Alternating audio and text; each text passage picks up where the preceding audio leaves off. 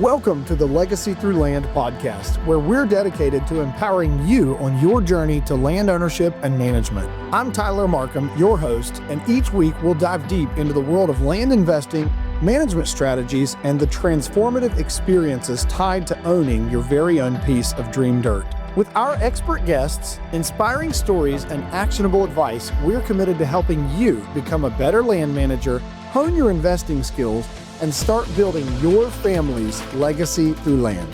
Now, let's dive into this week's episode. We hope you'll enjoy.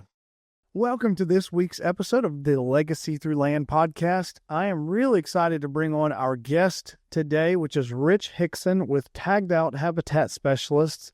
And Rich is just a wealth of information in both the service providing industry of wildlife management and also the product sales industry in wildlife management and land management.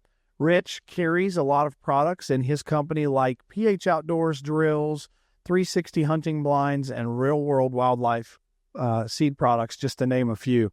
So it's not only a provider of service in the sales industry, but Rich also provides the service of installation and helping accomplish habitat management plans.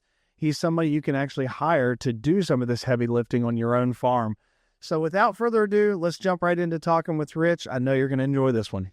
Welcome to the Legacy Through Land podcast. I appreciate you guys being on here. I appreciate you being willing to listen to some of the people that I bring on that I think are going to provide impactful stories and have a really good journey that I've been able to be part of in some sense, or will get to learn and be more part of with you as we interview this guest. But I'm going to hold our guest today hostage a little bit while I give you guys an update in our world over here at Legacy Acres Land Company.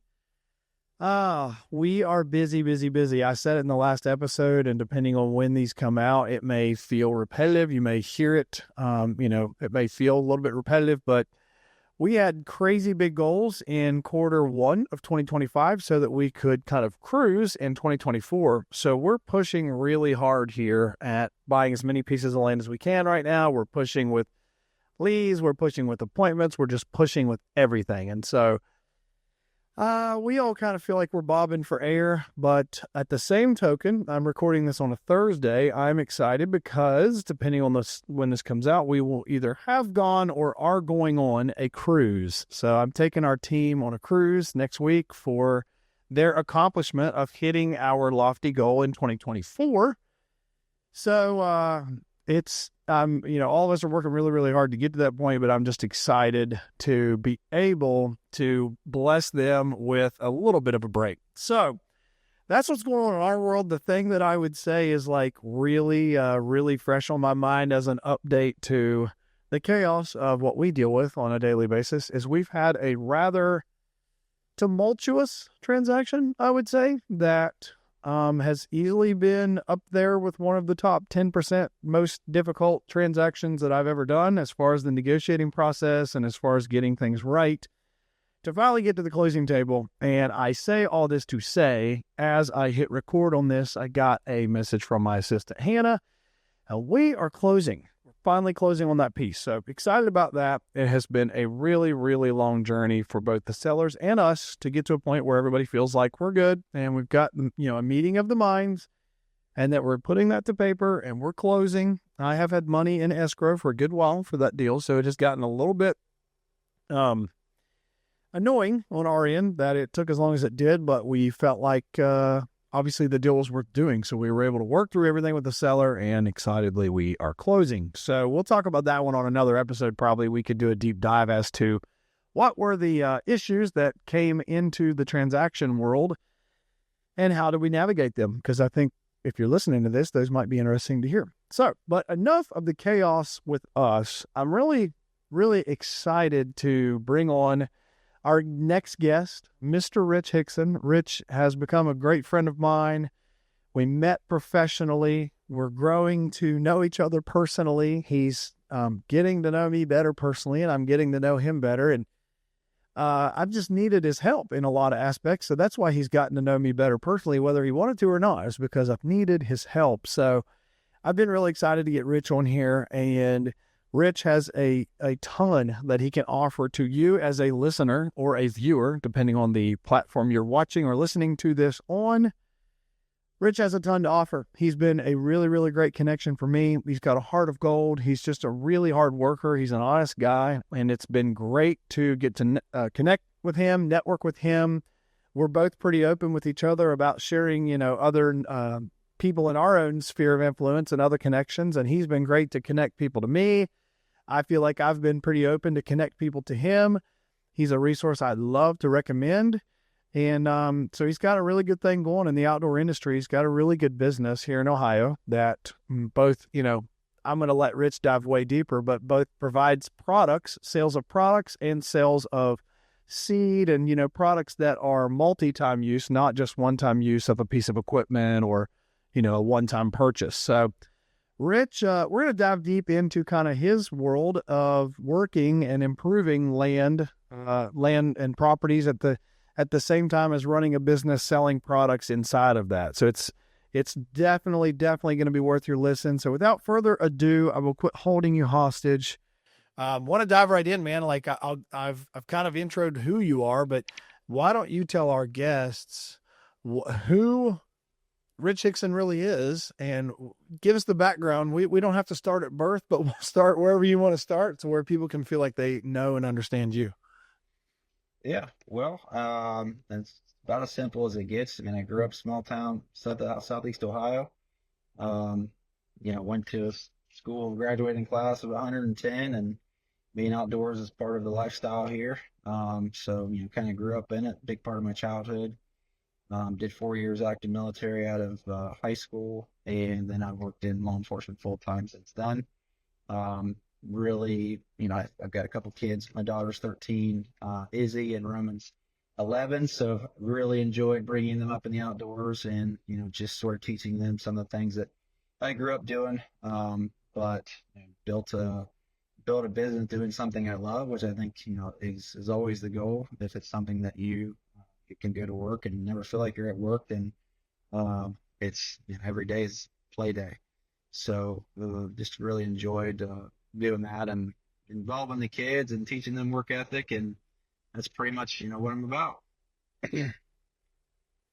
So when we dive into a little bit deeper about your service area and the things that you cover, we'll obviously, I want to spend enough time for people to better understand the type of products and the type of services you offer. But how in the world, give some of your background that I know of. How did you get into what you're doing today, but also what do you have expertise in that I know that maybe listeners may not know, that Rich currently wears multiple professional hats. And we all joke that know him. We all joke as to why he still wears multiple professional hats. But if you, burn the candle at both ends in your world, Rich is someone you'll resonate with. So what all do you do?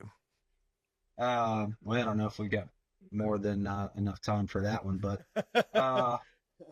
obviously I worked really hard and have built a really successful habitat management business and love that work.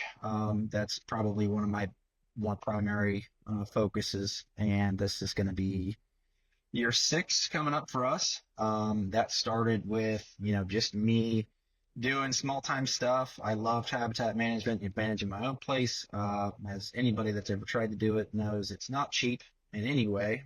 It can be, but if it's done right, it's not cheap. So, that's how I started, was just trying to fund my own projects, and figured out that there was quite the niche here in our area. Southeast Ohio is known for absolutely giant whitetails, but don't tell anybody. We'll cut that part out. Unless they need me, and then that's fine. And so, it's just everything kind of aligned, and I built an amazing client market or a client base in that market, and then do some photography and content creation on the side. That kind of adds to the creative side of my brain that I've got to scratch every now and then. If I don't, then I get bored and don't feel like I'm doing what I love quite as much. But love that work, totally different, but also supportive side of of things. Then I do a little work in the fitness industry with personal training and nutrition. That stemmed from a fairly large life transition that I took about 5 years ago now, and it had a transformation and lost 100 pounds, and decided that I just didn't want to live the way I was living for the rest of my life. So made the change, did some hard things, have continued to base my daily life and remembering that the hard way is the only way. And it's honestly been probably one of the most productive pathways towards where I'm at now. Never choosing the shortcut. So I enjoy that work. I've done a little bit of it, in the past. It's not a major primary focus, but I've really got the chance to work with some great people and make some differences. So Awesome. Yeah. And Rich and I had talked prior to recording, like, is the fitness product something that he would even really promote? And, humbly, his answer was no, that's not really the clientele he chases. But I will just say that my wife and I have hired Rich, and we've had an incredible experience, and it's been perfect for what we've needed. So I don't know that you can scratch his ear about getting help if you want help, but if you have followed my journey personally, Rich has been the one that I joke with on social media that makes me work out tonight and last night and the day before. And, I can only have my meat stick and count my protein and get 100 ounces of water a day and 10,000 steps. And yeah, this is all from Rich. So, but real talk, it's been incredibly rewarding. So I had no idea that Rich had lost all this weight and all these things. I had just made a post and said, hey, I'm looking to live better than I do. Like, I'm 30, at the time I was 35 and don't feel like it. And that was concerning me. And I'm active. I'm really active. I'm not lazy, but my bones felt like they needed WD-40 everywhere. And I just felt bad. And so, Rich was like, well, I could give you some pointers. And I didn't even know, I didn't know his personal journey prior to that. So when he was like, I can give you some pointers, I just thought he meant just kind of water cooler talk. And then he was like, yeah, no, like I actually was 2 of me at one point or more. And now I'm just 1. So it has been super rewarding to work with Rich. But yeah, sidebarring there, we don't know if he's available for said work. You can DM him if you're desperate. I'm sure, Rich, you'd be willing to give people pointers as far as where to go. If yeah, this is absolutely. I mean, I'm always willing to help. Even if it's a 10-minute conversation, just trying to give some general direction there. Yep. And ultimately, we can't do anything that we're doing right now if we don't have our health. Yep.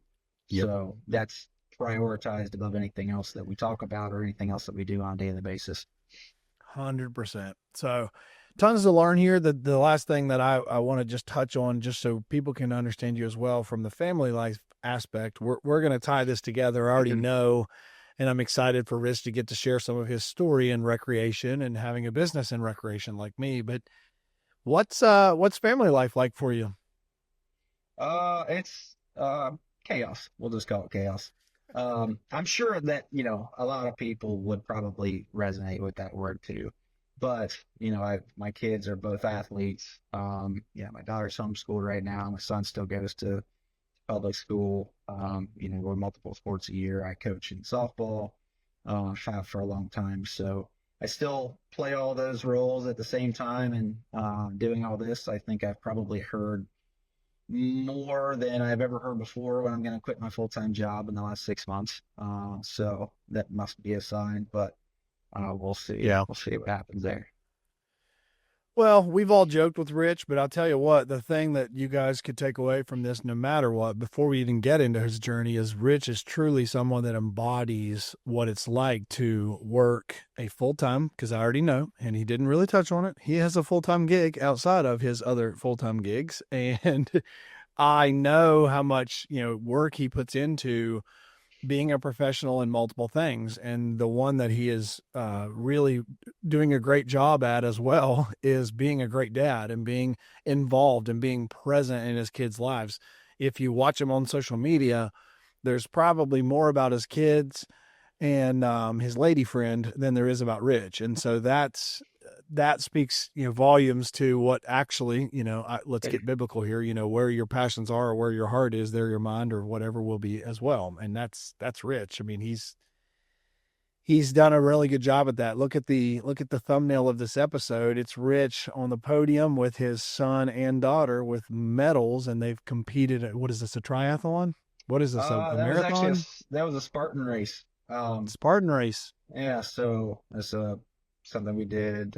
Let's see, that would have been 2 years ago now. We've done a couple events, similar to those, but Yep. good time. Definitely recommend it if you're looking for something hard to do, and they've got kids events. Yep. Yep. So I've watched his family life that he's been able to let the public see, and it's encouraging to see. He always challenges me having 3 daughters, that there's more to what we do than just going out and, for me, trying to get full draw on a 5.5-year-old buck in Ohio or some other state. There's more to it than just that. And honestly, the greatest, I think one of the greatest disservices that we do as outdoorsmen, and if you're listening to this or watching this as outdoor enthusiasts, whether it's just recreational or hunters or whatever, the greatest disservice we do is not helping raise the next generation in it. Like, it just is. And I take that personally. I do, because my daughters haven't shown a ton of interest in what I do. And we've been hunting a handful of times. They just haven't shown a ton of interest. So as much as I don't want to push them, I also know that I owe it to them to help properly show them why I love this. And so for me, I feel like if I'm missing the mark, it's because I'm not accurately showing them why I love this. And I think Rich is a guy that does a great job at that. So let's jump right in, my man. Let's jump into how in the world we have to get started with, Rich brought in some questions that I always ask our viewers. There's some questions I want you to be able to ask or answer on the show that I know would be pivotal, beneficial, relational to our viewers to digest and actually gain something from. And so, short of he and I just talking about all the shenanigans we've been into in the last year or two of knowing each other, I know there's questions that Rich can answer that are going to provide really good insight and digestion to our viewers and listeners here. So question one, Rich, is, we talk about this woulda, coulda, shoulda mentality. And just on my last guest, we had Madison Raber and I on, and Madison talked about Bill Winke. And I think there's a lot of people that, especially me, use the statement and this saying that I think Bill Winke has been coined for. First saying is, the best time to buy land was 20 years ago. And the next best time to buy land is today. And so for you, one of the questions that I knew you'd be able to answer and kind of talk through is, like, when we think of woulda, coulda, shoulda, what's something you've learned or you've seen or experienced in your own journey that you'd either do differently or have really gained insight to that has caused you to do things differently now in the land world? Yeah. Well, I mean, my own experience is a little different. I didn't have the college experience. I went straight into the military. So, a little bit, different frame from what a lot of people are used to. But I think the biggest thing that I probably would have done differently when it came to that principle is working harder on, buying a larger piece of ground earlier. I've played the permission game for a long time. I've actually never leased property to hunt, not one time ever. I think there's a huge, huge value in it, especially if you're not hunting, local ground. But I think I probably, knowing now what I know, would have prioritized that a long time ago. And I think that the market's probably similar in other areas that it is to ours, even though we're blessed with property values here compared to a lot of places. But if you had been saving for 3 years, to buy 40 acres and you experience the change in the market that we have in the last couple of years, your goal now might be 10 years further down the road, depending on what your rate of savings was. So even if you've got to move some mountains to make that happen, then buying sooner would definitely be the benefit there. Yep. I mean, it doesn't, I think about this ideology all the time where people say, you know, my favorite one is, I'm just going to wait on the land prices to go down, or I'm just going to wait on things to slow down. And, you know, the reality is most of us in the industry that are in the industry of real estate, or people like Rich who provide services, also know it's not going down. It's not going down. The price of land is not going down. It never, I mean, I shouldn't say never because I haven't done a study here, but historically speaking, and it's never been down. It's never gone lower than it was. It's only gone up and up and up. And to me, I just view this land chase and this game that I'm obviously full-time actively invested in as like a train with millions and millions of carts. And one of the carts, you know, every single cart is a piece of land that transacts. Like one cart is one sale. And people just think this train's going to slow down. And it has millions of carts on it. It's not going to slow down. And so the idea to me, or the analogy that I always challenge people with, is you have to just decide when you're going to hook your cart onto the train, because it's going to pass you. You know, you can go chase it and try to catch back up to it, or suck it up and put your cart, your piece of the puzzle, your first piece of dirt on the cart, like on the train. Do it, suck it up and deal with it. And so, like, what advice, I guess, obviously, Rich, you and I aren't financial planners, but what I'm hearing you say is, backing into Rich's experience being a service provider and helping people set up properties and being a consultant and helping with habitat plans. Obviously, you get to see, feel, and hear and experience the opinion and the general sentiment of the people who have bought property. And I have a feeling what you're suggesting is those folks always say, I wish I'd have just gotten into this sooner, or I wish I had done this sooner, like you're saying. Yeah. Well, I mean, the days of the Louisiana Purchase are gone. Like, by a couple centuries, you're not getting some ungodly amount of property for $1 million anymore. And, you know, historically, I don't know how many times it's happened, but I don't think that land has ever dropped in price since the United States has become a country. So you've got a couple hundred years of pattern recognition there to make decisions off of. I do think that a contributing factor in that mindset that we've got now is the 2008 crash. I think that's recent enough that people still kind of hold on to maybe that'll happen again, and we might be able to make something happen and capitalize on that. But if you're looking at historical patterns, I mean, but that's, what is that, a couple of times in the last century, you know? So if you hold out on that mindset, then, you know, you may not be here anymore by the time it actually comes. On the service side of, you know, what I do, I would say the frequency in messages and calls and emails that I get from relationships that I've made, you know, from out of state residents is constantly looking for leases, constantly looking for property to buy. You know, can you be my eyes and ears of, you know, be the local guy for me, tap some shoulders, tell them what you can find, which usually my first message is going to Tyler. Yeah, I mean, it's happening a lot. There is a thirst for it.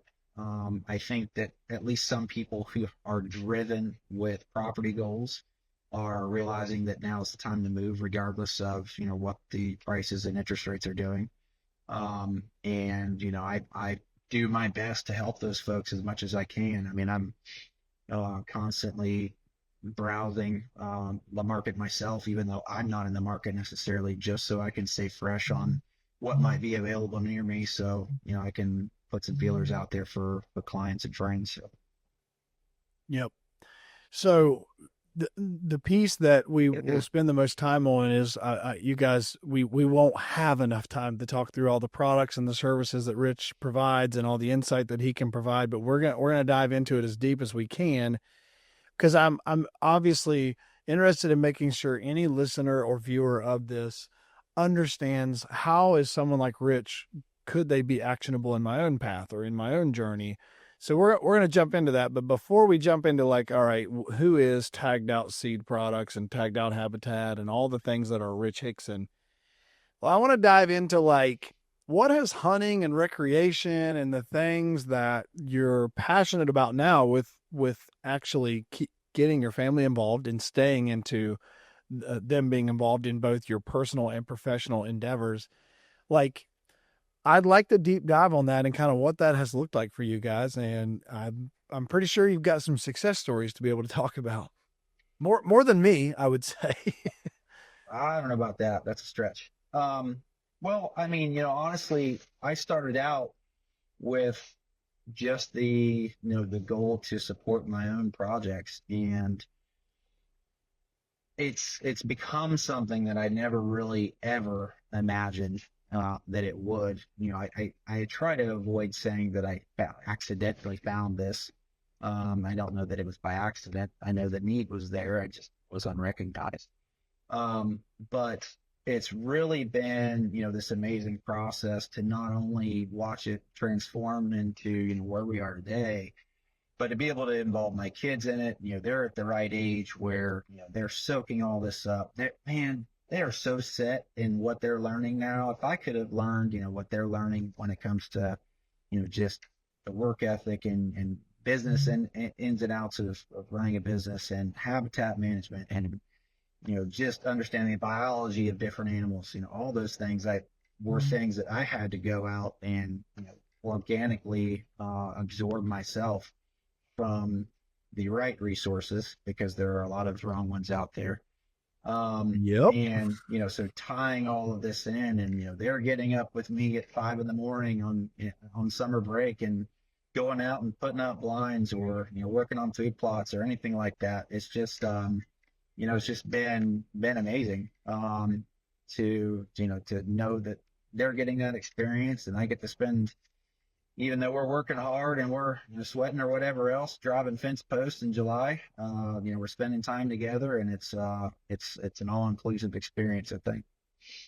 So let's break this down. Tell us the age of your kids, names, ages, and kind of, I know that they've been able to both have some recent success.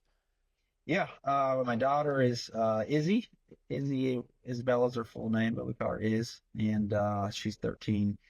She's well, I mean, my son is 11. His name's Roman, but they both had some pretty amazing experiences coming up in the deer woods. Have both been able to take their first turkey on the same farm, which was a great experience. Got both of those on video, and I could probably never reproduce those hunts ever in my life if I tried.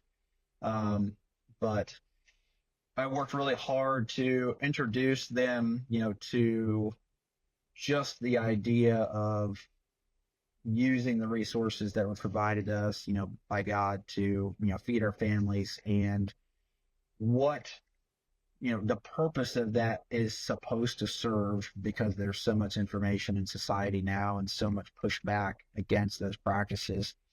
And, I don't know that I would have done it any differently whatsoever than how I did it.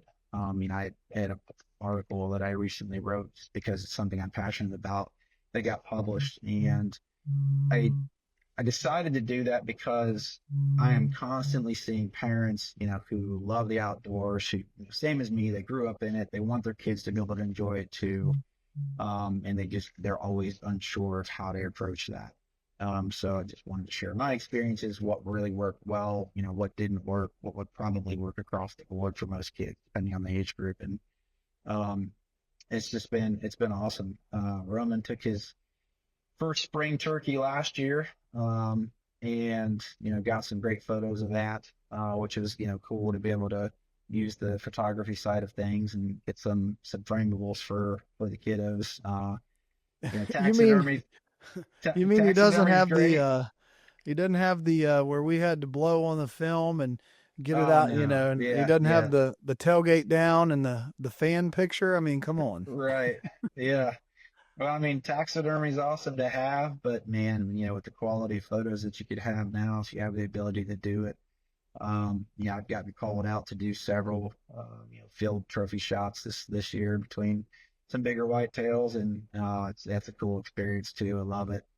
But and then with on the whitetail side of things, they both I've got more deer in my living room that they've killed than I do for me, I think, at this point. They've worked up through the age class and done really, really well. Izzy actually, a lot of people don't know this story, but Izzy actually had a shot at a booner on her first whitetail buck ever. It I was didn't know a this. Let's Yeah, dive deeper. Okay, yeah. let's go. Well, it was a heartbreaker, but also I think that it worked out. But yeah, first light, we were in a ground blind, and she was 7 at the time. Took a nap. This was early morning November rut hunt. We were positioned, at a small food source close to bedding. So a lot of the bigger deer would hit it right before heading to bed, and so she took a little pre-dawn nap, and she told me to wake her up right at first light. I started shaking her about 6:28. First light was 6:30. I look back up from waking her up, and I just see tines that look like the trees walking up, in low light, and yeah, my eyes are probably massive, but ended up being probably around a 175-inch typical 10 point that we called King. Um, and took us a couple of minutes. I had taught her in low light. She's using a crossbow, of course, at the time. They've actually never gun hunted. We've never been successful with the gun. We've primarily been crossbow and archery. But taught her low light. You're looking for that front leg. You want to follow the back side of that front leg up into the body about 6 inches and let her rip. So once she had confidence and told me that she had confidence in the shot, she let her fly, and I saw a mule kick, and I just was like, trying to process what had just happened. I was like, man, this is awesome, but maybe I made a mistake letting her shoot this deer. Dude, this is okay. So, like, I thought you were just saying she kind of had an opportunity, but she has released an arrow at a Yeah, deer. yeah, she Okay. did. All right. Um, Standard procedure, backed out, waited till good light, went back in, had a great blood trail, followed it for 100 yards, and it died. Blood trail just completely dried up. Wasn't sure what happened there. Everything was low. Blood trail was all low, nothing shoulder high. So I knew we had a low hit.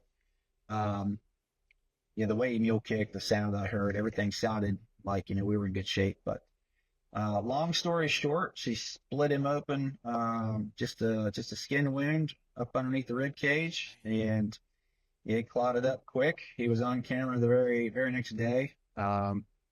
She, as a 7-year-old little girl, was tore clear up because Yeah. one lesson that I always hammered home was, we never want to wound. The goal is to avoid that at all costs. We're either taking a shot to kill or we're not. We're not taking the shot at all. So because she thought that, he had been through some kind of suffering and pain, she was tore up for like a week about it. And I felt bad for her. I knew that the lesson had taken, but I still felt bad for her. But didn't Well, stop and her we from trying again.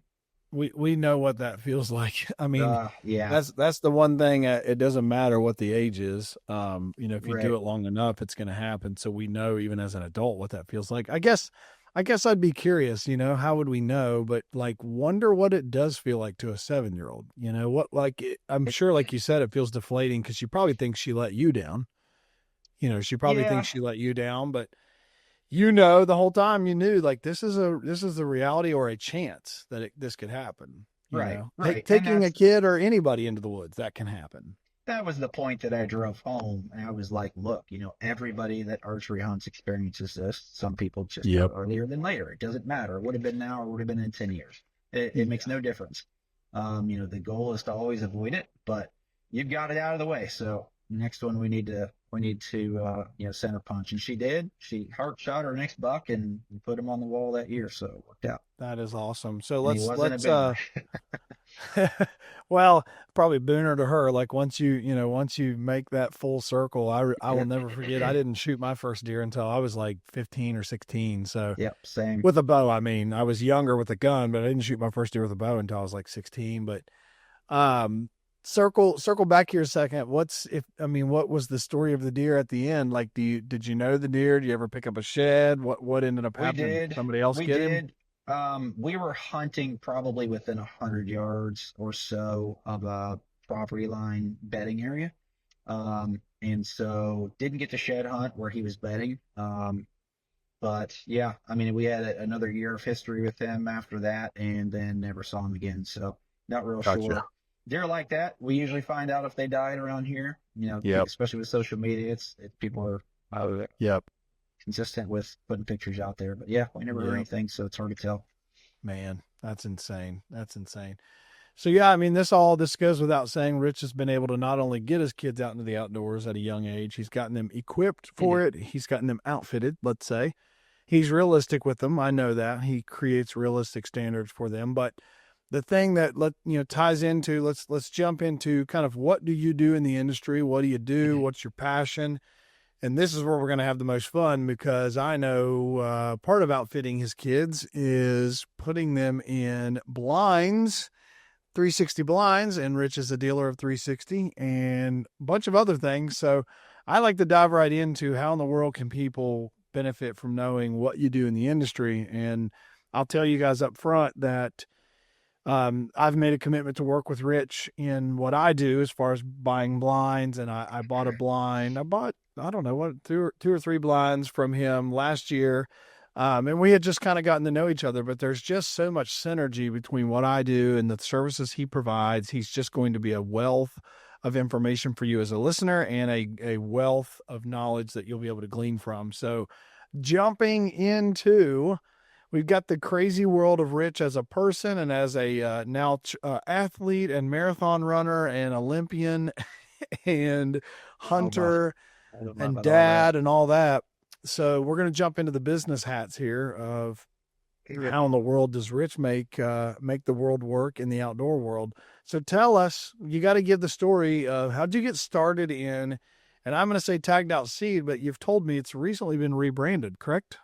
Yeah, correct. And that was just, I think it was just a requirement. We've expanded some options of service and whatnot over the years. So wanted to. And as you evolve, I mean, Rich, like it's like anybody's business. As you evolve, it just happens. Like it just happens where you grow and you end up needing to do things you didn't think you'd need to do. And so for Rich, this is exciting. To me, it means growth. So back into, how'd you get started in Tagged Out Seed? Why? Just let's dive into it. Yeah, well, probably going back farther than what I even have ever, told you about.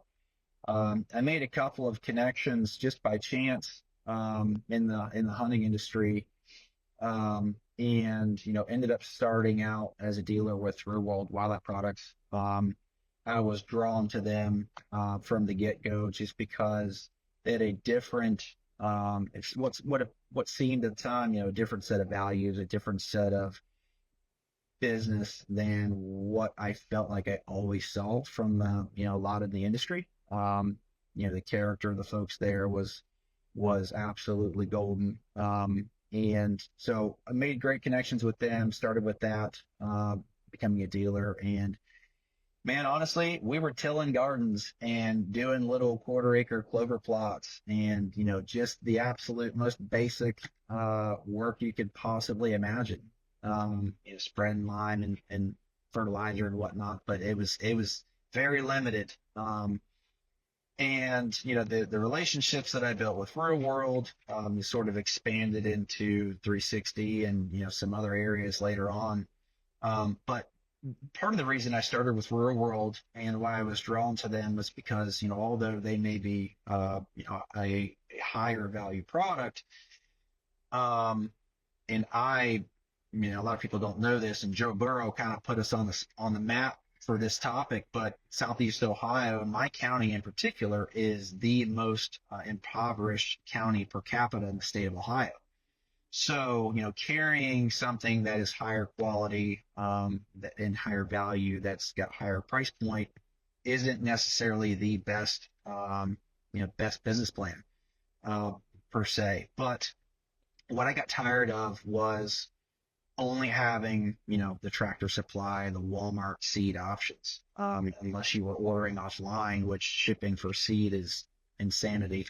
I wanted there to be better options for me, for everybody around here. I knew the market was there, and I knew that if I could help people understand the value in, quality products for land management, that, maybe we could start a trend here and build on that. So that's where that started. But I followed that model through each, retail item that I picked up, and decided that I was going to, build the relationships and ensure that what I offered was the best, or at least that I put an extensive amount of research into that product if I wasn't already familiar with it, to carry only the best. Where I'm at, I hear no a lot, and I understand that. Or I understand that a budget, is a major factor in purchasing and consumer psychology. But I've really tried to work hard on helping people understand the value of buying once, instead of, buying something that maybe you could get now, but you've got to buy it 5 more times over the next 5 years. Yeah. Um, So let me ask you quickly, Rich, give me a timeline here, because I don't actually know this myself either. What, back in the archives, when is the origination of you and your relationship with Real World, which I'm guessing from your story, that's what sparked you to create Tagged Out Seed? Yeah. So I actually connected with Don Higgins at Real World back in, I think it was early 2019, maybe late 2018, somewhere around there. Okay. He had bought a farm here locally and was looking for somebody to help out. Had no Real World dealers in the area, and it's the funny story is I had actually tried to encourage a friend who owned our local bow shop to carry them. He had about a year in or so in business. It was a newer operation, and I knew it'd be a great addition for what he had going on. And it just didn't end up being feasible at the time. He actually had plans to sell it and transfer. So Don got in my ear, and he was like, some of my best dealers sell it out of the garage. And business ownership wasn't really always something that I had on my radar. It's funny, I used to joke in high school that I want to know part of it. I'm not entirely sure where that mindset came from. I don't come from a family of business owners. I have no family background really in any way other than running the dairy farm. So, I wasn't taught in any way how to do it. I didn't go to business school, get no formal education about it. I just, know what works for me. I know I understand people really well. I feel like, it helps with my job portion. So I've learned a lot about dealing with people, and that's kind of where this all kicked off. So I just said, you know what, let's just do this. Let's take a risk, and we'll try it out and see if we can make a difference. And so, yeah, we actually started officially in December of 2020. Got it. So I want to make sure we can cover enough ground here that kind of brings all the brands, products, arenas together that you operate in, because I know that it has, it started with Real World, and I can echo what Rich says. I have been using Real World products for a number of years now, and they're really high quality. And it's like he said, there's a lot of people in the industry. There's a lot of folks in the outdoor industry. Unfortunately, they're only about the margin, and like the Walmart seed, and I'm not going to name brands, but there's a lot of seed and companies out there that have a ton of filler, and they have a ton of inert matter, and they have a ton of coating on their seed that is lime, and it's colored, and it looks cool in the bag, and they sell it at Walmart for cheap because their goal was to be the most competitive brand in the market. And that's just not the approach that Real World has taken, and neither has any of the other brands. That some of the brands Rich works with, I use every one of them. I've used every one of them myself. I believe in every one of them as well. And I think there's a big difference in price and value, truly. So I can echo that for sure. Real World also has started small, and there was just a recent podcast about their acquiring the seed company that was essentially their backer and their business runway. Really, really cool story. If you ever listen to the Chasing Giants podcast, go check it out. They just released their acquisition of Kitchen Seed. So it's been cool to see them grow. But the reason they've grown is because of people like Rich, who have become dealers in small areas, who recognize the niche of bringing a great product to the market. So, Rich, I don't want you to sugarcoat it. Talk about why Real World's great. I want to spend a little bit more time on that, but then I want to jump to some of the new things I know you're doing, some of the new brands you're carrying, new things. to where this isn't too long winded, but dive into Real World for a little bit. Why are they great? Who makes up Real World? Why why did you work with them other than, hey, they seem like nice people? Yeah, well, so I think one of the first things that I ever heard from anybody at Real World was a conversation between Don and Terry, and I actually got to attend an ATA event with them when they released their Miscanthus, their giant Miscanthus product, um, and it really stuck out to me. And essentially, the conversation was it was a potential customer conversation at inquiring about a product, and the reply was more or less him saying, I don't recommend this. Even though I could sell you $500 for the seed, this is not what would be best for you. That is almost completely the opposite of anything or anybody that you could ever talk to in this industry and how they would respond. I have adopted the same exact principle when I am talking with a potential client on a management plan. I'm not going to recommend anything that I don't feel like benefits their specific circumstances, even if that means less work for me. Yep. I value the trust and the relationship more than, maybe a one-time business opportunity. So that has, grown obviously into long-term relationships, which is always the goal as a business owner, regardless of what you're doing or, what your market is. With Real World, I think that one of the most appealing aspects of the company itself, aside from, where they came from, how they started, what the goal was, which was, to build something that's high quality, was they put so much work into their research and development and their testing processes to ensure that not only is it actually functional, it's going to provide the quality and the value that the customer might be looking for on a nutritional and scientific level. They're checking those boxes too. They go through a process of researching new ideas for years and years and use them on their personal farms and have test plots all over the country in different climates to see how it reacts, to see how the deer react in different areas where food may be scarce or food volumes may be high, higher deer populations, lower. They check kind of all those boxes. I know Don had a captive deer herd for a long time too, and that really contributed to the research of a lot of the products that they offer. It's a rare opportunity, for a nutrition company to be able to test some products and get some real time results on what that looks like. Working with people like Dr. Bronson Strickland at MSC Deer Lab, I've had the opportunity to meet him and to have some conversations with him and hear a couple of his seminars. If you've never heard anything from him, highly recommend reading some of his work. That man it's sort of like talking to Jordan Peterson but for deer, because I get about 2 minutes in and he is officially overwhelmed me with information. So email is best, but yeah, I mean, just paying attention to how much work and effort they really go into making sure that they've got the best. I think was good. Let's jump to me, Rich. I mean, I think I know about Real World, you know about Real World, but what products do they carry? And we don't want to, we don't have to spend an hour, but what Yeah. product lines do they carry? Obviously, if you're a listener, go to Real World Wildlife. Is it realworldwildlife.com or real wildlife products? Yeah. Okay. Yep. realworldwildlifeproducts.com. Yep. Go through the gambit really quickly of what the things are that they cover. Yeah. So honestly, from a management perspective, if you're a full-time land manager, or you are just a weekend warrior that's got a couple clover plots like we talked about earlier, they've essentially got anything you need. They are constantly, releasing new products. At this point, it's almost hard for me to keep up.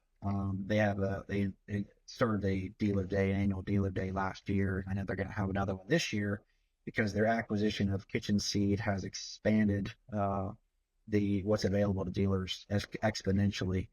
but for anything from spring food plot seeds, they've got the clover, they've got a soil charge product, which I use pretty frequently on new farms that haven't been planted either for a while or we're working on building that soil up.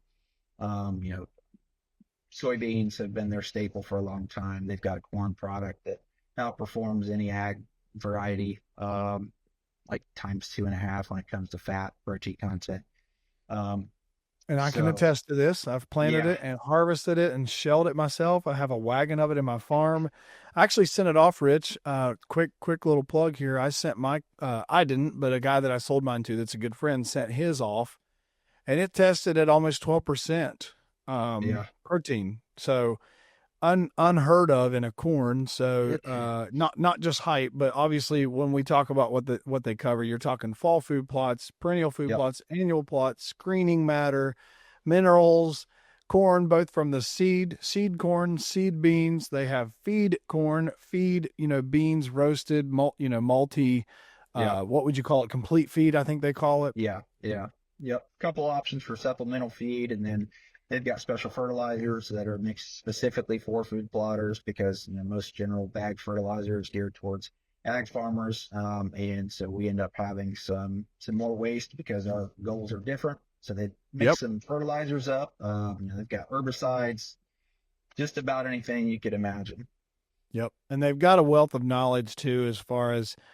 I mean, there's very few places you can call and get someone like Janice, who I literally call, and she probably, has me on blocked now. But in the spring, when I'm calling and I'm asking, I'm planting this switchgrass and it's really expensive and I'm terrified. Should I spray Roundup first? And should I also spray my atrazine with the Roundup? And, but it's windy, and is that going to blow onto my miscanthus and kill it? And it's like they know these answers. They know all these answers. And it's just, you don't get that a lot with any product provider, let alone any of these big box store product, seed companies that are in the big box stores. It's going to be really rare that you catch someone that has enough fortitude with the product to know even a tenth of what Janice knows or Carrie knows about the product and how to utilize it and how to use and they provide the chemicals. I love that they provide the chemicals that are specific to the products they sell and how to use them properly so that you don't have to shop elsewhere. They try to just be holistic to the approach of,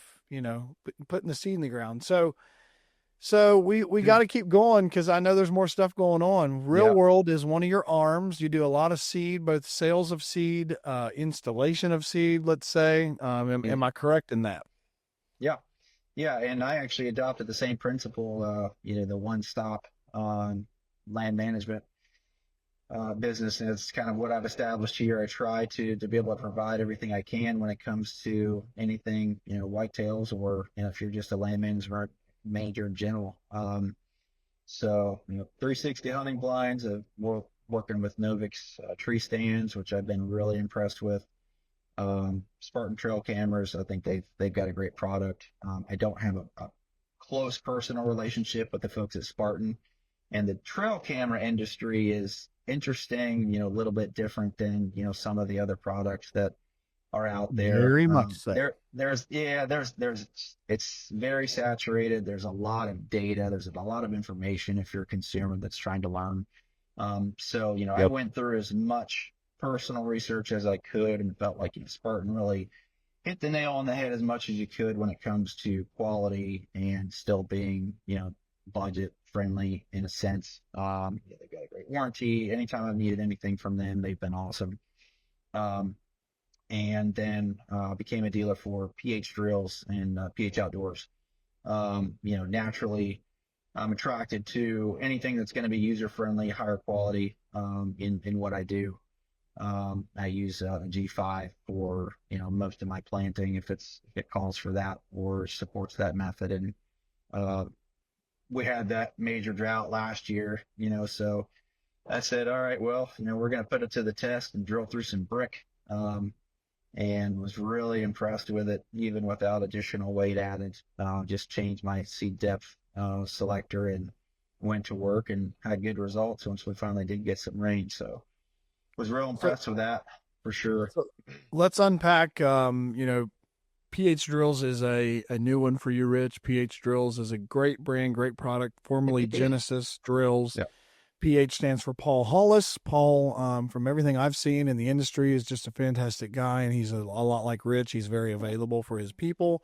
He went out on his own because he felt like he could provide a really good product to the market, and I feel like, having listened to the podcast with him and his story with Genesis, that there was a fork in the road. His ideologies with what the drills could be and how to service customers and how to continue to provide a great product in the space they were in, that Genesis was kind of desiring to head in another direction. So out of that comes PH Drills. So, maybe we stick with PH for a second. I want to cover your relationship with 360 and PH. And then the thing I also want to make sure we cover is, of course, if someone gets overwhelmed with listening to this and they, you guys are hearing, Rich sells the seed. He also has a drill he can sell you, that if you want to learn how to no-till drill your food plots and do the no-tilling process on your own farm, he can help you and sell you the equipment to do so.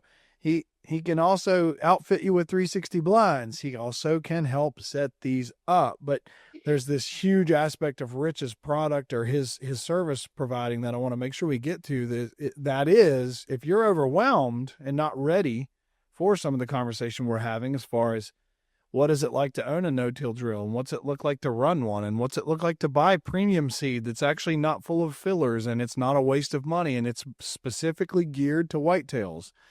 If that's somewhat overwhelming to you, or you don't have the time for some of the things that we're talking about being able to accomplish yourself, Rich can also help you.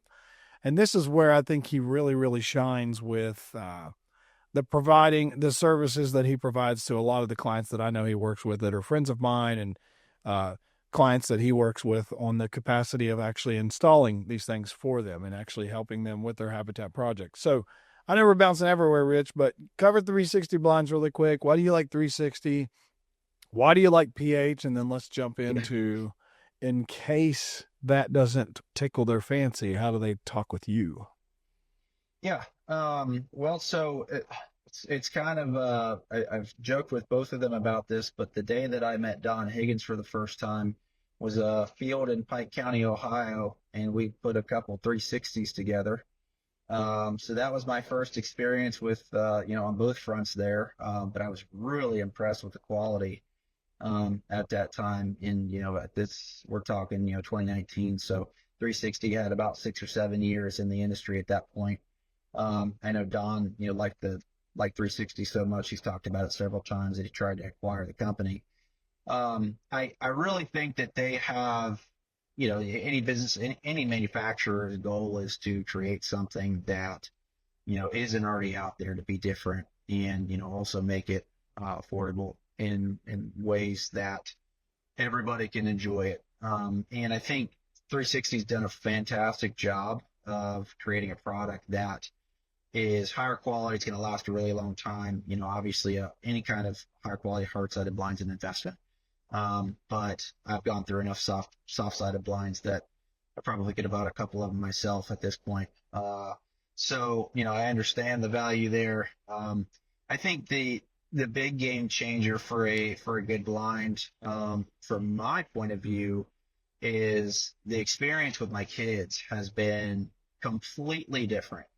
I had the sit down, shut up, stop moving, you're going to scare the deer experience as a kid. And I'm sitting there borderline hypothermic, and I'm like, I can't stop moving because my body won't let me. So, with having kigids and being able to sit in the blind and the windows are tinted and, your scent's not blowing out, and, it gives you, those advantages where you can actually sit there and they can move and they can be a little more comfortable and you can have conversations. And sure, it's not the hardship that I dealt with, but at the same time, I think the goal isn't to make it unenjoyable. The goal is to 100%. show them, the goal is to show them that, this could be one of the most relaxing, peaceful times of their life.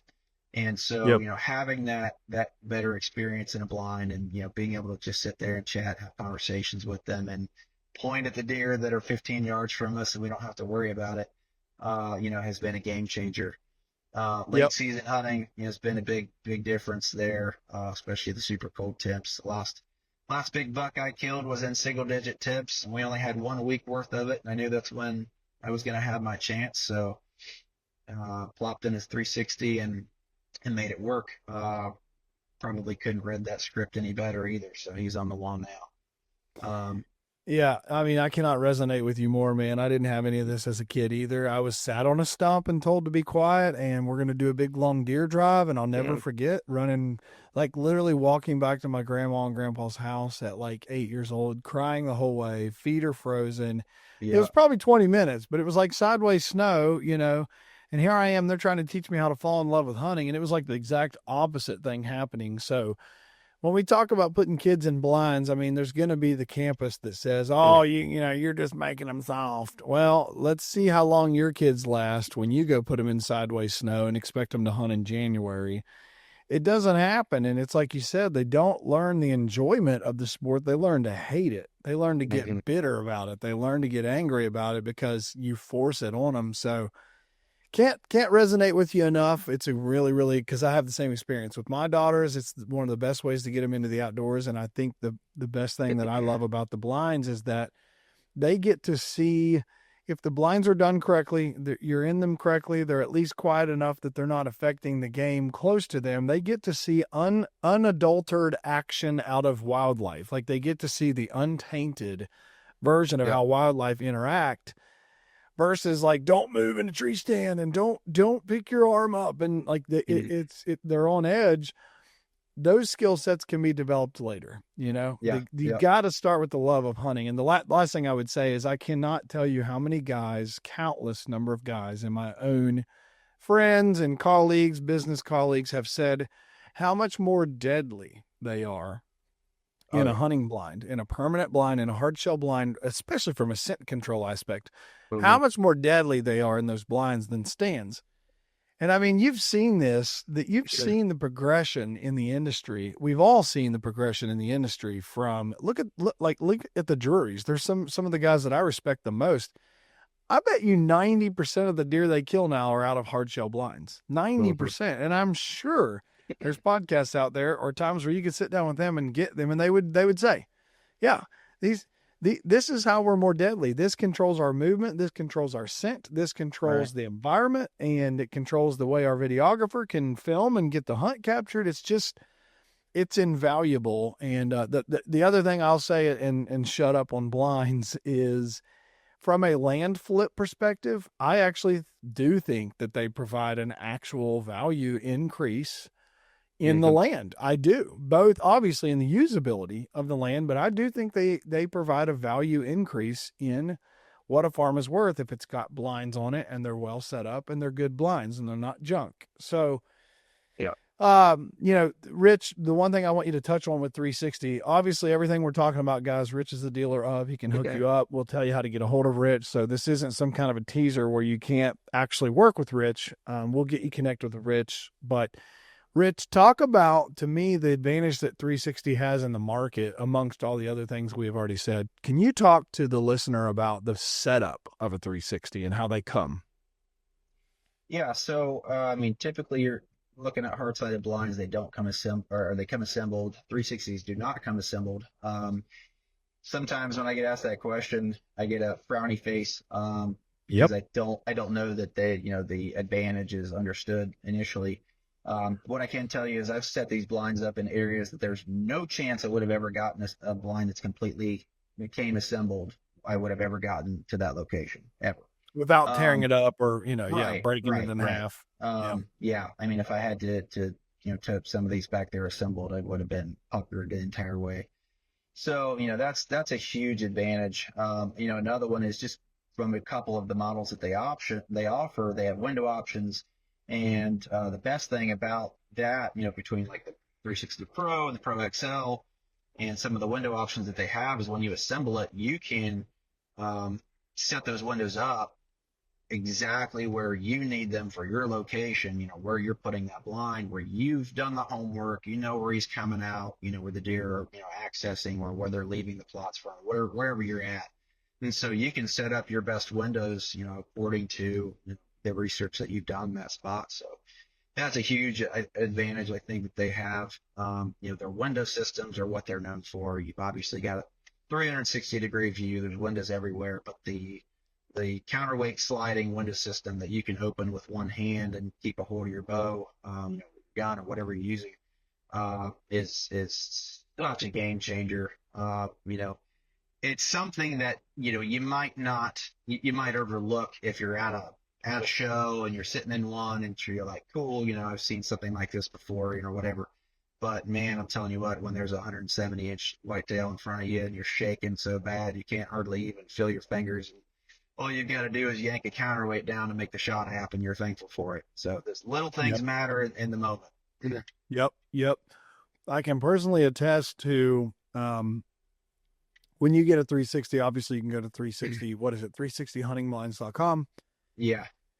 So you can go there. You'll see on the dealer locator that Rich is a dealer in the area. Rich is in the Athens, Ohio area. So I guess, Rich, before we completely wrap up, we need to talk about what service areas you can, cover, and we'll jump to that next. But really quickly, the thing that I have firsthand experience of with these 360s is they come on a pallet system. It's kind of a pre-assembled. It's really it's almost shrink wrapped. It's a thing that if you can envision as you're listening to this, take an ATV, put a little 4x6 or 5x8 trailer behind that ATV. You can get one of these fully, decked out blinds in a pallet in that trailer, and you can drive it up on top of a ridge in southeastern Ohio or West Virginia or PA or wherever. Yeah. You can literally get it there.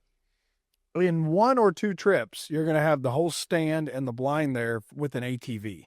And that is just not something that's really possible with most other setups. And then the other thing with these other setups is like, okay, so let's say you can haul a blind up on a hill with a 4-wheeler. You haul the blind once, you haul the stand next. Now you got to figure out a way to get this blind up onto a stand or build the blind on the ground and then somehow, lift the stand. It becomes a nightmare. It becomes dangerous. It becomes a nightmare to try to assemble one. Whereas with 360, Rich has taught me, you build the platform first, you get the platform level, you set all that up, and then boom, it's one panel at a time. You start lifting them up there, and before you know it, you've got a blind set up. You truly, and I know Rich does this, he can set these up by himself. He can do it as a one-person deal. It's obviously way better to have 2 or 3 people, but you can do it as a one-person deal. How many times have you done these as a one-person deal? Probably 80% of the time, maybe 75. My kids are hammered with me on them during the summertime. So yeah, probably 75. I'll tell you that I've done 4 or 5 of these now. The biggest kicker on a 1 or 2 person deal even is the roof. Yep. That's where it can get a little interesting. However, they did just do a complete redesign of the roof. They had a rotomolded plastic roof previously, and just transitioned to a coated roof.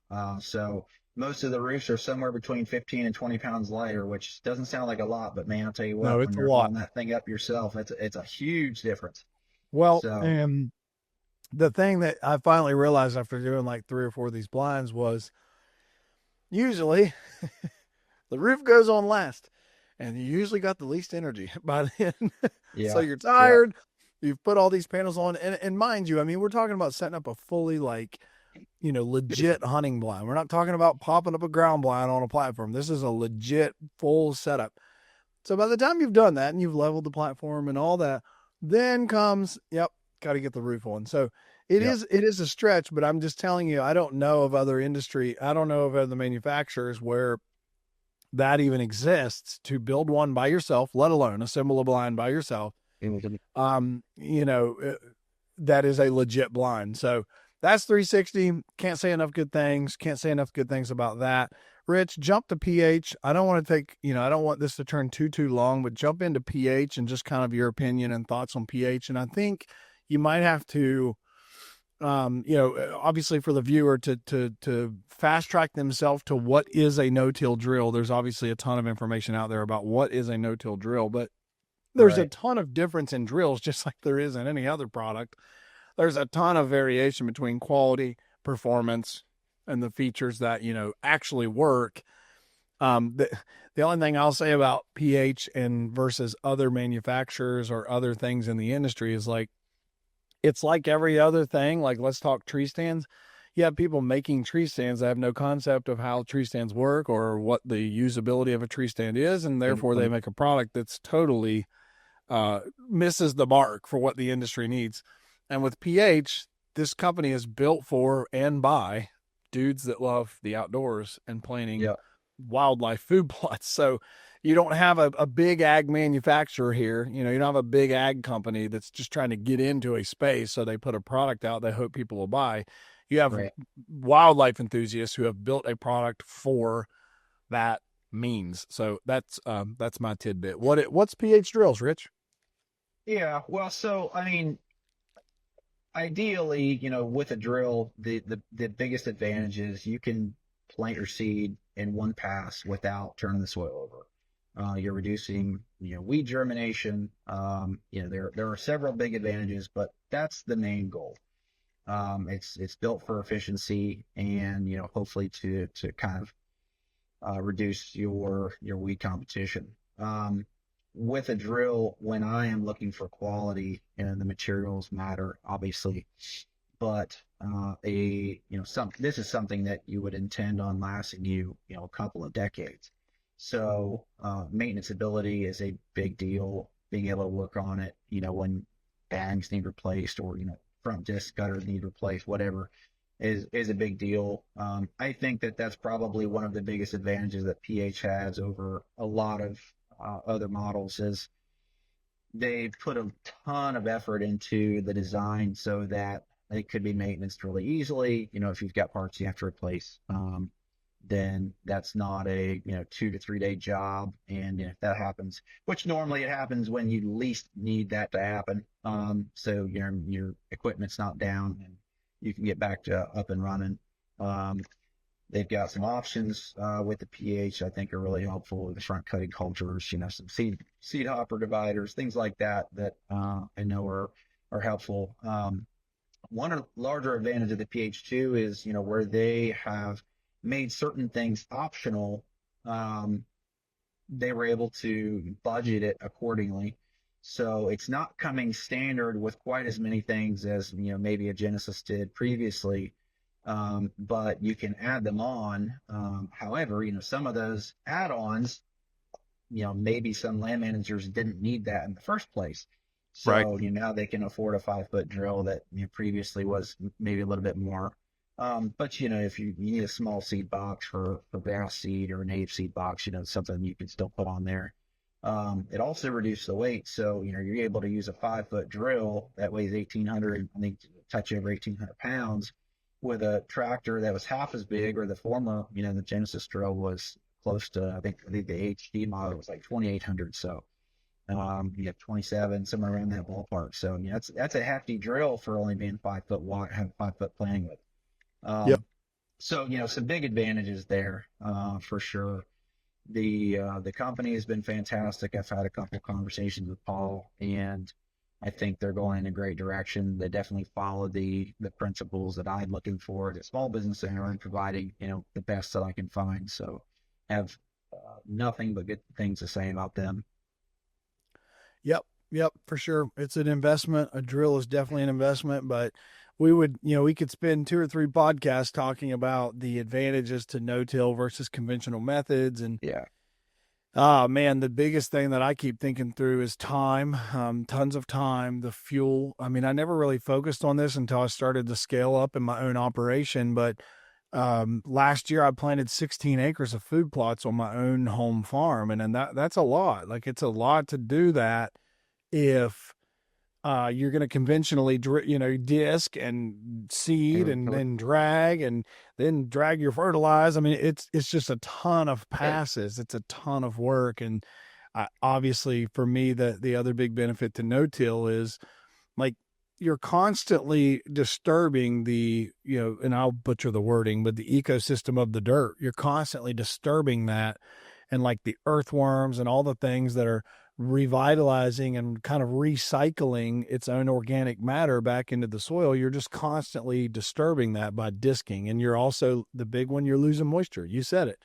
In drought conditions, these drills really shine because you're not exposing that top layer of soil, which therefore quickly brings out the moisture in the soil, and the sun So you're able to save some of that precious moisture by drilling. And I mean, I love the idea of drilling cover crops as well into existing Yeah. crops or vice versa. There's just so many uses to a drill. So yeah, if you've listened to this far, you're obviously enough of a land manager or an aspiring land manager. I don't think spending, I'm going to, give a range here, but 12 to 20 grand on a drill, I don't think that is the best move for you if you're just getting into land management. But if you're mad enough or frustrated enough or irritable enough with the amount of time that it takes you to get the results you're looking for, I think we would both say you really need to look into it. It's a great investment for you.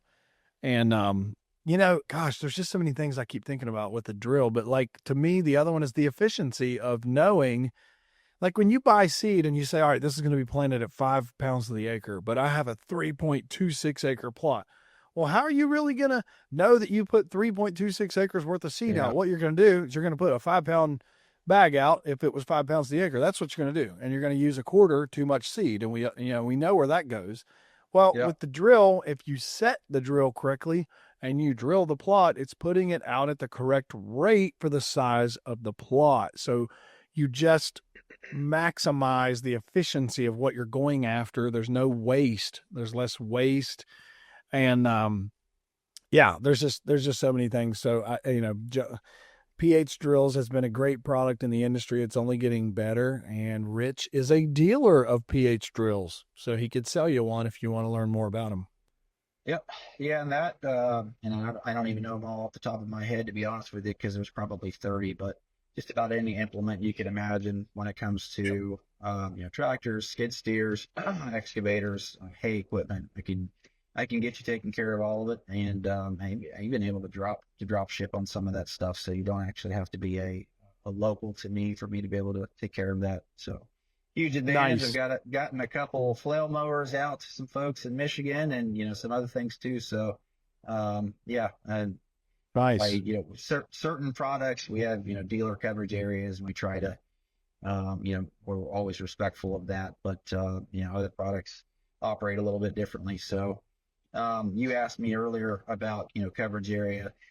When we're talking about land management services, I'm trying to stay, within probably a 90-minute drive or so of where I'm at, which could vary depending on which direction you're going.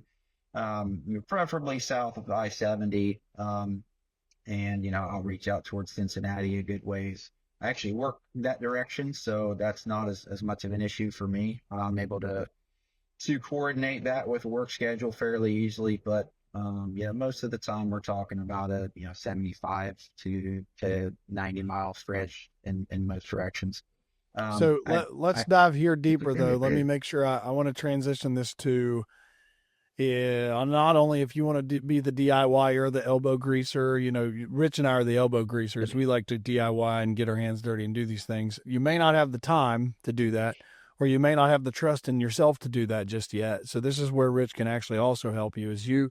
I wanted to make sure and spend enough time to transition to this, but I know you've got stuff to get to tell the listeners, how can they utilize you and utilize your services, and what do you provide? From a general standpoint, what do you provide when it's not just tagged out seed anymore? It's tagged out habitat specialists now, and why? Yeah. What do you provide? Yeah. So, I don't discriminate when it comes to work being done. I've encountered just about every situation possible, between, having Terry Peer or Don or one of those guys come in and consult a property, and, they give a three-year long-term management plan, and, the owner wants me to execute it, and we do it from beginning to end. I've done, several of those, working on a few right now. Going to be doing a lot of the same, with you. Executing on year one and making sure that your buyers are set up for success, on year two. Then others, situations where I'm filling feeders for guys, during the season that live 3 hours away, and it's just not feasible to come fill feeders. We're taking care of trail cameras. Last year we cleared 13 acres of big timber on a brand new farm, with heavy equipment. So pretty much anything in between. And I know, I realize some land managers, budget is an issue. So I work with everybody as much as I possibly can. I'm all inclusive when it comes to services and products, but, I occasionally will, have somebody ask me if I spray it and you plant it, are you able to do that? Cut down some of your service costs. Yeah, absolutely. I do stuff like that all the time. So, I'll even tell you exactly what to do and how to do it, when to do it, that way that, I know when I'm coming in behind that person that it's still done correctly and they don't have to worry about, anything not working out. So, Yep. yeah, and it's about as all inclusive as it gets. There are a few things that I do get selective with, but it's just, circumstantial. TSI can be one of those. Larger clearing projects is one of those. It's a situation where I'm going to want to go put feet on the ground and check out the property and look at what we're wanting to do. And, I may end up making suggestions if it's something I feel like you don't need. I'm not afraid to do that. Even if it's work lost, I'd rather see, you set up and have a good experience than have that one time, interaction, and then next year you're unhappy with it.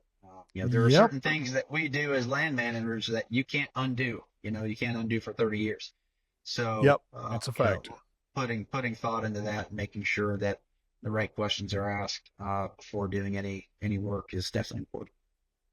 So let me put a bow on all that in case that's usually for most people that would hear what Rich does, it's absolutely too good to be true most times, because finding a guy like Rich is really hard to find, geographically speaking, in anyone's area. It's really hard to find a guy that can do these things. But if I'm hearing you right, you have planted spring plots for people, fall plots for people. You do plot maintenance. You have done you sell the blinds, you install the blinds. And here's another one that I like with these habitat improvement projects. I can tell you firsthand, things like planting switchgrass and things like putting in miscanthus are very intimidating. Okay. I've done them myself. They're intimidating for me because they're expensive. You have to know what you're doing. I mean, my first trial and error with miscanthus was pretty much an error. And I had to learn at my own cost, and had Rich and I done that together, I probably would have saved the entire investment. So I'm hearing that you do that as well, where you'll help people accomplish some of the habitat improvement projects. If they would have a consultant come in, or they'd even have you come in and give advice, you help them if they want to accomplish those tasks. You even fill feeders. It sounds like you've helped run and keep trail cameras energized and organized for people that are out of state. Mm-hmm. Like, it sounds completely turnkey to me. It's full service for what someone would need as an out-of-state landowner. And I hope that's actually being heard from the viewer, that if you're within an hour and a half or a 90-minute radius of Athens, Ohio, give or take, Rich would be somebody that could help be involved in whatever capacity of your success you're interested in. Is that correct? Yeah, absolutely. And to the point of just not necessarily just out of state landowners, we talked earlier about drills and how that might not be best for everybody. But, from the perspective of a local landowner, that they want the advantage of, having a no-till drill food plot, they just don't have the money for the equipment, or they can't quite justify that cost to plant, 5 acres a year, I can come in and take care of that. That was one of my initial goals when I started, was I'm going to invest in the equipment and help other people, be able to execute plans on their own property that otherwise would not be an option, because it's just not feasible to spend, $50,000 in equipment to grow big deer. And I don't know about you, but a lot of people probably would have a tough time convincing their wives that that's a good idea. Yeah, so, for sure. That's when you holler at me. Yep. And I actually, real time am doing this. Rich is I've bought a feeder from him. He's going to install the feeder, fill the feeder, and top seed or frost seed my clover plots while I'm gone next week on a cruise. So I can attest to he does do this kind of stuff, and he actually does care about the outcome of your property and the outcome of your success. And I know he actually enjoys being part of people's story. So I've seen it firsthand. I've seen it in other clients he's worked with. Anytime you hear his name in the industry, he's got really, really great rapport. He just works hard, and he's somebody I really trust. So, dude, we could spend another 2 hours and dive deep on more stuff and more, how you can help provide info and insight. But let's cover this, and then we'll let you go. How do people get a hold of you? What's an ideal client look like, and how do they get a hold of you? Yeah, well, honestly, when it comes to, if you've even got basic questions, I have no problem spending the time, giving any perspective that I can. Just be prepared for a lot of questions in return. I don't, I tend to not give advice unless I understand the entire scope of what we're working with. I was just working with somebody yesterday, and that's basically what we did. He's wanting to build a small hunting property and just had some questions. There was not necessarily a lot of gain there for me, but I'll help however I can. So, if you just got questions or you've got a whole farm you want to set up, I could definitely try and get that taken care of for you. When it comes to planting, the earlier you get a hold of me, the better. That schedule fills up pretty quickly. I've got a great crew, and they're getting ready to start hitting the ground running. But on social media, it's tagged out Habitat Specialist on Instagram and Facebook both. It's going to be tagged out seed at Gmail. And then social's got my phone number and everything else there listed. So you can message us on there. Typically, that's how I'm getting most of my questions and whatnot. So any of those work. Boom. Well, awesome. Well, I appreciate you being on, Rich. Rich is, without question, been a huge asset to me. And in this year of 2025, as we're recording this, he's going to be a huge help to me because he's going to try to carry some of the load of some of the improvement projects that we are taking on the properties that we buy and fix up and resell. We actually care about how those products look, and we actually care about the user experience of our product in the end. And so Rich is someone that I'm going to bring in to help us create that next phase. And we say this openly that a lot of the heavy lifting that we do on the front end of if I buy a farm and I buy it to set up and then resell, it's because we know in the beginning we can create a significant value improvement to the farm in its user experience and the features that farm has. But it's impossible to say, and I won't say to someone that we have a fully turnkey farm unless it's a farm that we've bought that was already 9/10 of the way there, and we can get it to that 10 out of 10. And I think, asking Rich and I off the clock, I think that term is subjective, turnkey farm, because it's more of a journey. It's not like you arrive anywhere. But what I'm getting at is we want to put a really good foot forward on the front end of a first step, get all the heavy lifting done and make the improvements that are going to be intimidating to someone who doesn't, have experience putting in water holes or have experience dozing food plots or have experience setting blinds up and have experience cutting the access to them. Those are the things we're going to do in phase one. And, as we sell to a client, we're going to then be able to tell them, hey, like Rich said, here's a 2-year plan, here's a 3, here's a 5-year plan even. If you're going to plant miscanthus and make a great screen into this blind that we think would be amazing, just know it's a 3-year run to see the result. Those kinds of things are what we're actually going to be doing. So really good to bring Rich on. He's a great resource. If you're in this area, I think it goes without saying, he's a great guy to connect with. He'll give you advice whether you ever work with him or not, and that's why you'll want to work with him. It's really easy to do so when you can tell he's genuine. So appreciate you guys listening to this episode. I hope you've gotten some value from what Rich provides to the space and the insight that he has. That's our goal here, is to either make you a better land manager or hone your investing skills or empower you on your journey to being able to buy your first piece of dirt. So I hope we've helped you in one way or the other with that, and we'll see you on next week's episode. And that's going to wrap up this week's episode. If you're finding value in this content, we'd love to hear from you. It'd mean a lot if you could share with us how this podcast is helping you on your journey and let us know of any topics you'd like us to cover in the future. Be sure to connect with us on all social platforms at Legacy Acres Land Co. and subscribe to stay updated on when new episodes drop. We hope you've enjoyed this week's episode of the Legacy Through Land podcast, and we'll see you next week.